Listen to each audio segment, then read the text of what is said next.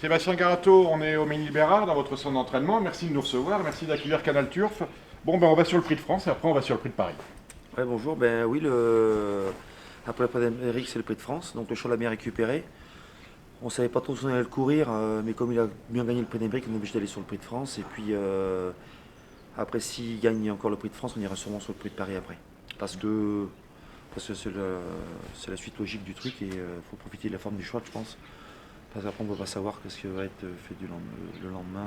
Il peut boiter ou quoi que ce soit, on ne sait pas. Ouais, exactement, voilà, tout ce qui est.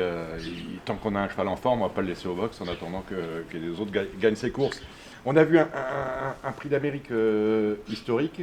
On avait vu des hits et des canters où il était un peu. Il laissait le doute un petit peu parce qu'il sautait comme un cabri, il était très chaud. Est-ce qu'il vous a étonné? Est-ce qu'il vous a inquiété à ce moment-là? Non, parce que le cheval, Saïd, souvent, bah, là c'est vrai que le Prix d'Amérique c'était un peu exceptionnel. Mais je sais que moi ici, il me l'a déjà fait ça. Des boulots comme ça où il se met au petit galop et puis il repart. Mais c'est un cheval, il faut vraiment qu'il soit dans son truc et puis un peu tendu quand même. Voilà, il faut qu'il soit, va dire voilà mon pépère, maintenant on travaille, on n'est pas là pour rigoler. Et je pense que lui, il était un peu trop décontracté, Franck, avec le cheval, trop les rênes en guirlande, donc le cheval, il s'est laissé aller. Et puis c'est un cheval, il est pas bileux, donc il fait ça souvent. On a quand même l'impression qu'il sait tout faire dans un parcours. On l'a vu attendre dans le Prix de Belgique et gagner avec la manière. On se souvient du bout de 50 mètres qu'il a fait. Là, il a fait exactement l'inverse dans le Prix d'Amérique, pratiquement tête et corde. En patron, c'est un cheval avec lequel on peut tout faire. On peut tout faire, c'est un cheval, il peut pouvoir cacher devant. Caché, je pense qu'il est peut-être encore meilleur, vu la pointe qu'il a. Maintenant, au Prix d'Amérique, Franck, il a voulu pas prendre de risques, il est bien parti. Il s'est fait ramener, après il a pris la tête en descendant et après c'était pratiquement gagné à mi-montée. Je dis c'est bon parce que le point de vue qui était sur ses fins.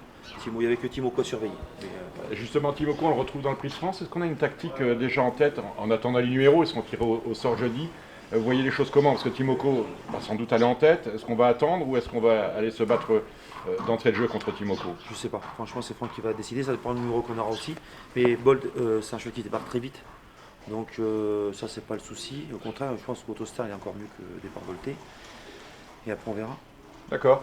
Le programme de Bold, donc Prix de France, Après, c'est Prix de France, Paris. s'il gagne vraiment facile, enfin pas facile, mais je veux dire, s'il gagne encore en patron, on ira sur le Prix de Paris, je pense, ouais, parce que déjà, la Triple Couronne, c'est un truc, un beau cheval j'ai gagné, et le cheval est vraiment bien. C'était pas prévu cette année de le faire, mais là, le cheval est tellement bien qu'il faut peut-être profiter du truc.